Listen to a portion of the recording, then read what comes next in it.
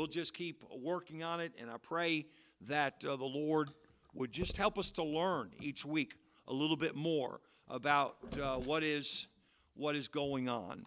And I'm so wrapped up in 1 Corinthians that I took the story of 1 Corinthians and made a Stay the Course radio broadcast out of it.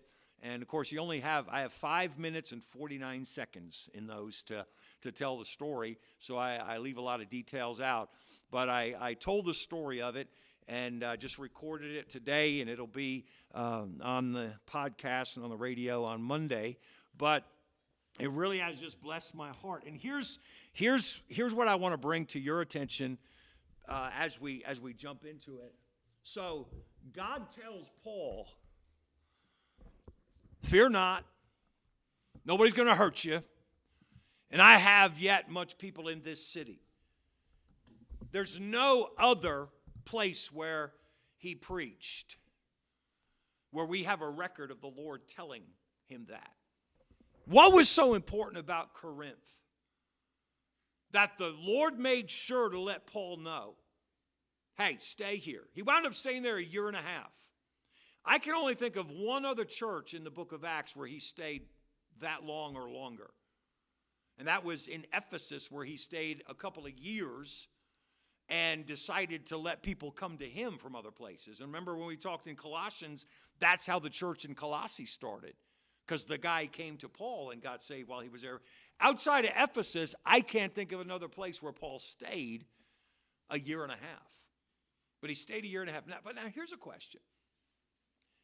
Everybody who knows the Bible, the epistles, knows the church at Corinth was a troubled church, right? All this, what's the theme? Correcting problems in the church. This is a church filled with problems.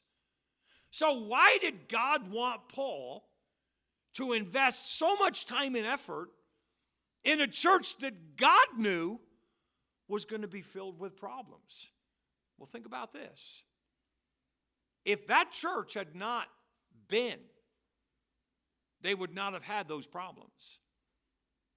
If they had not had those problems, Paul would not have had to write a letter to correct those problems.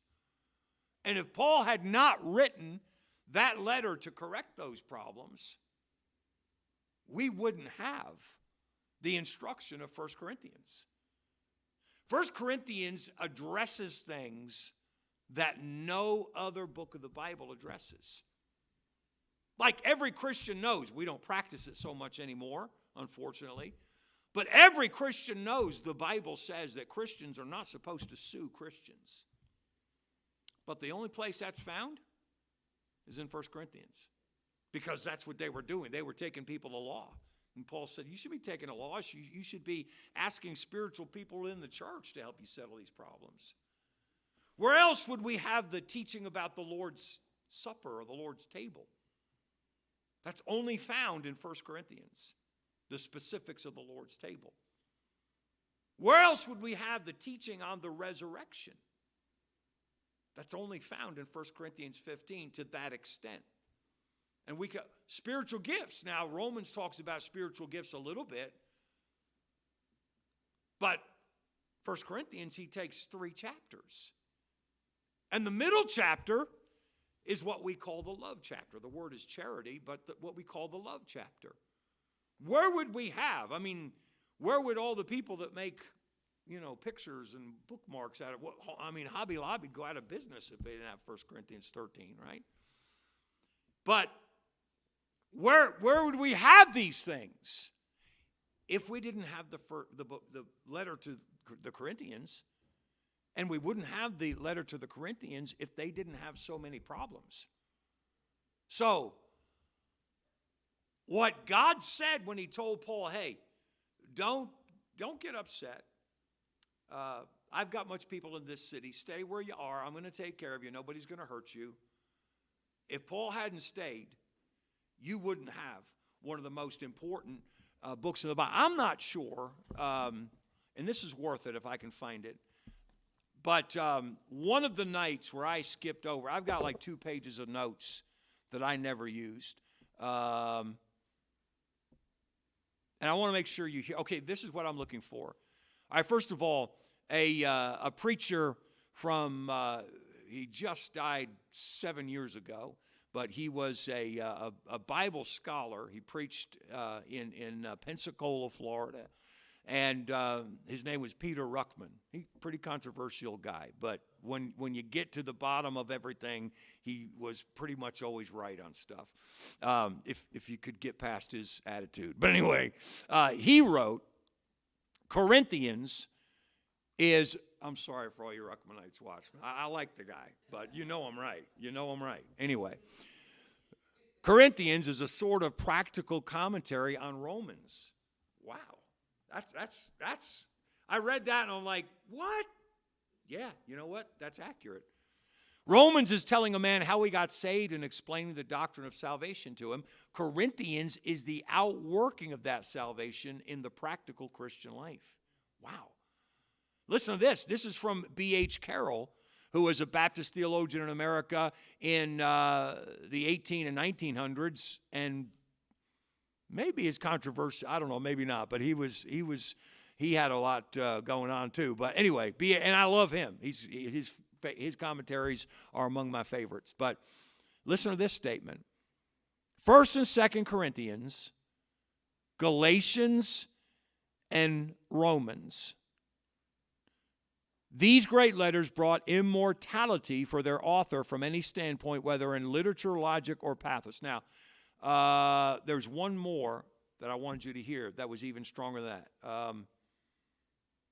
Okay, H.A. Ironside, who is one of the most widely respected of preachers from history. He pastored the Moody Church for a while and was in charge of no, that's not true. I'm thinking of R.A. Torrey, but he did pastor the Moody Church. Listen to what he says. He pastored, by the way, H.A. Ironside lived from 1876 to 1952. Listen to what he said.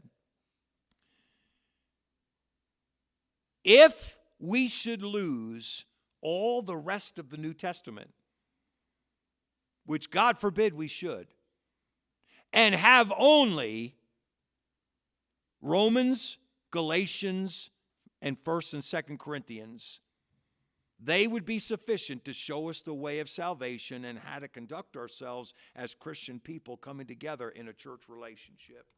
That's a pretty powerful endorsement. So these books are very important, and certainly the Lord had in view the books of 1st and 2nd Corinthians when he told Paul, don't go anywhere.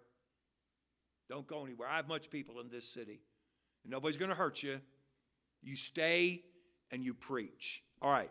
See, this is the reason that I wind up saying, that's all we got time for tonight, because of these long introductions. But let's jump in here. You've got the outline in front of you. We talked last week about in chapter 1, verse 10, the request for unity and the details of Paul's request. And that was pretty powerful, that verse number 10. But we're talking verses 10 through 17, divisions in the church. So let's look at the report of strife, verses 11 and 12. Paul says, for it hath been declared unto me of you, my brethren, by them which are of the house of Chloe, that there are contentions among you. Now this I say, that every one of you saith, I am of Paul, and I of Apollos, and I of Cephas, and that's Peter, by the way, Cephas, and I of Christ. So let's run through this A through F quickly. First of all, it hath been declared. Letter A, you've got there, number 2, the report of strife. Letter A, the strife in Corinth was explained to Paul in detail. It hath been declared. That word declared means explained clearly and in detail. The strife in Corinth was explained to Paul in detail. It says, unto me of you, my brethren. Letter B, it was reported to the one who could fix it.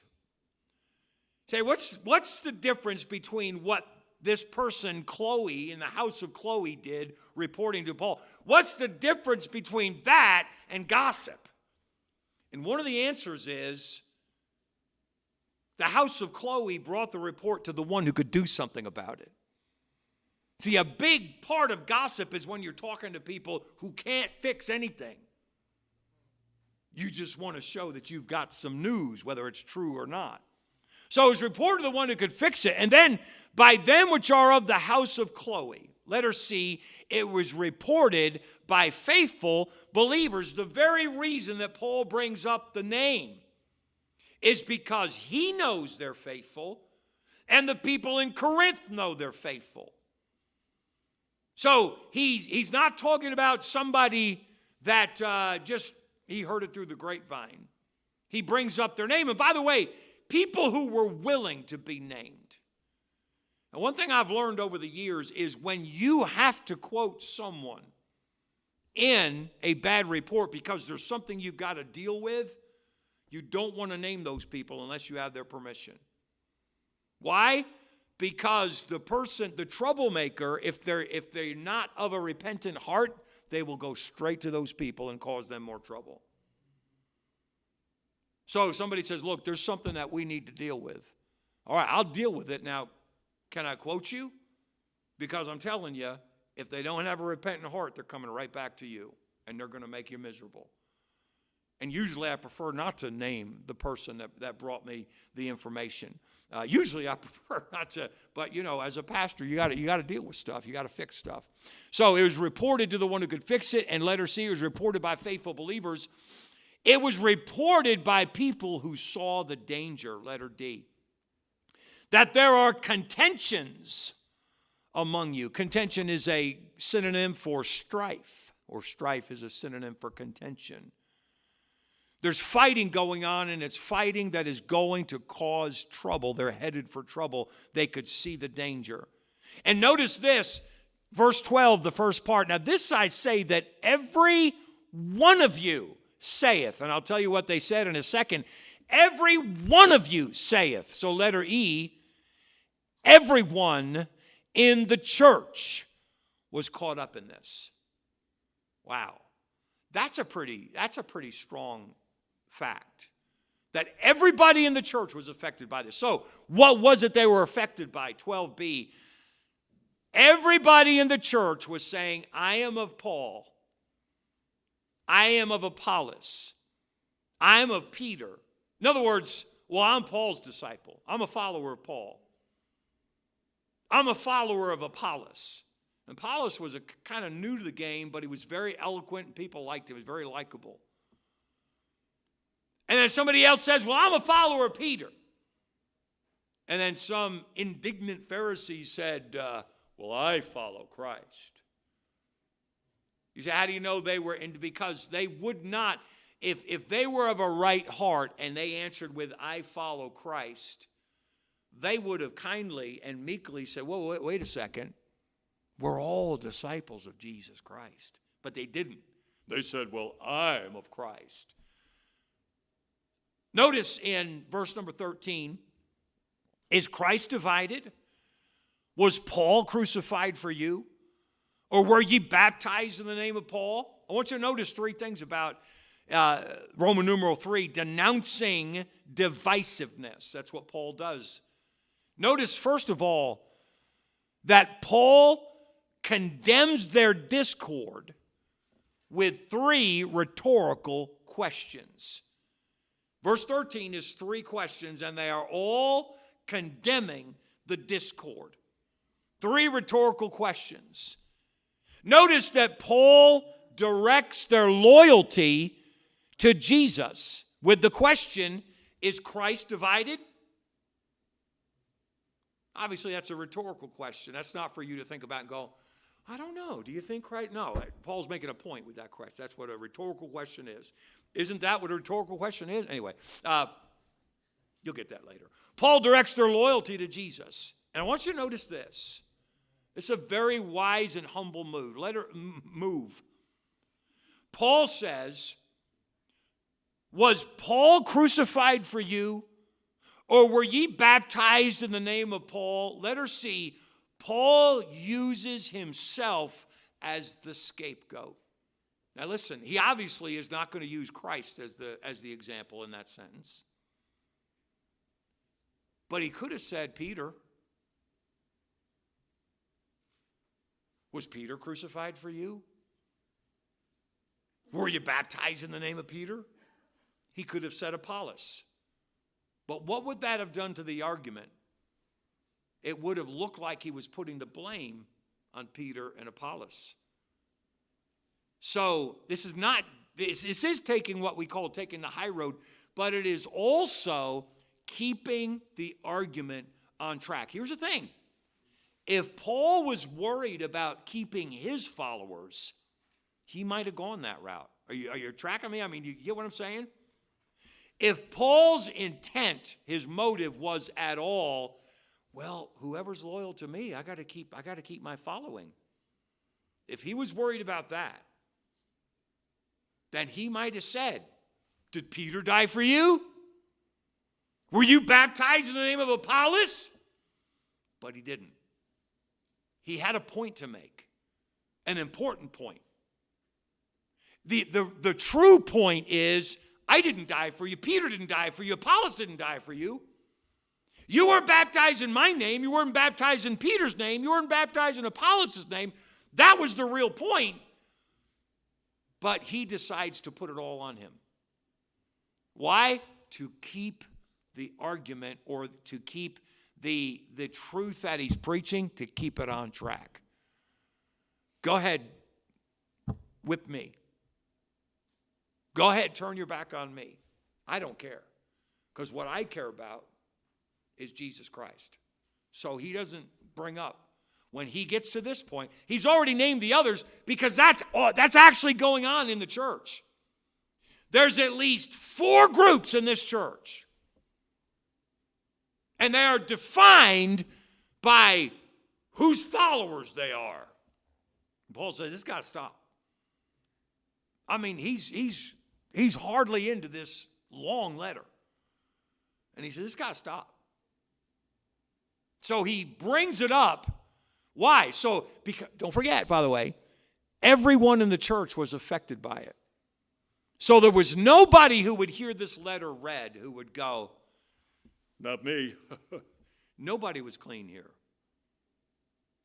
I bet when they read the letter and he said, I am of Paul, all the non-Paul people said, yeah. And then he said, I am of Apollos. Well, now you got half the crowd Pharisees and half the crowd guilty.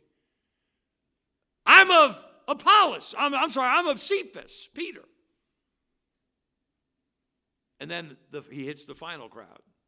Those who, instead of trying to make peace among everybody or instruct everybody, genuinely, well, I'm of Christ. And Paul names them all. So now everyone in the church has been equally instructed or rebuked. And now he says, now we're going to take this argument and we're going to put it on my shoulders. I'm going to be the scapegoat. And what does that do? It gives them credibility. And it keeps them from bucking against what he has to say. It keeps the argument from being twisted because his heart is right.